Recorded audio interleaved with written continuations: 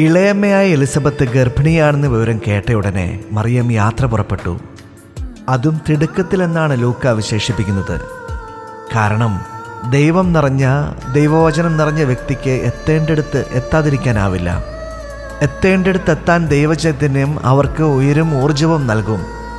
മനുഷ്യസേവനം ലക്ഷ്യമാക്കിയിട്ടുള്ളതാണ് അവരുടെ യാത്രകളെല്ലാം തന്നെ. അതിന് മാതൃകയാണ് മറിയം. അവൾ പൂക്കളെപ്പോലെ പരിമളം പരത്തുന്നു. പൂക്കളെപ്പോലെ നമ്മുടെ ജീവിതം പ്രസാദാത്മകമാക്കുന്നു. ആമേൻ.